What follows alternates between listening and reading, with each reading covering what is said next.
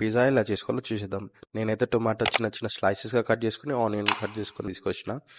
దాంట్లో చిన్న చిన్న డ్రాప్స్ యాడ్ చేసుకుంటూ మనకి ఎంత కావాలో అంతే యాడ్ చేసుకోవాలి. ఎక్కువ యాడ్ అయితే యాడ్ చేసుకోవద్దు. యాడ్ చేసుకున్నాక నీడిల్తో ఈవెన్గా స్ప్రెడ్ చేసుకోండి. మీరైతే మంచిగా స్ప్రెడ్ చేసుకున్నాక ఆ స్లైసెస్ నేనైతే వెజ్జెస్ యాడ్ చేసుకుంటున్నా. మీరైతే కార్న్ యాడ్ చేసుకోవచ్చు. నేను యాడ్ చేసుకుంటాను. ఆనియన్ కూడా నేను ఎట్లా అంటే చిన్న చిన్న కట్ చేసుకున్నా. మరి బటర్ అయితే యాడ్ చేసుకుంటున్నా. ఒక్క చేతిలో ఉన్న చీజ్ ముద్ద యాడ్ చేసుకున్నాక మీ దగ్గర చిల్లీ ఫ్లేక్స్ యాడ్ చేసుకోండి. ఆర్గాన్ అయితే వేసుకుంటున్నాను. నేను డిమార్ట్ నుంచి తీసుకొచ్చిన. స్టవ్ ఆన్ చేసి కుక్కర్ తీసుకోండి. కుక్కర్ కావాలండి. ఫస్ట్ థింగ్ కుక్కర్ ఒక 2 minutes వేడైన తర్వాత దాంట్లో ఒక చిన్న స్టాండ్ పెట్టుకోండి.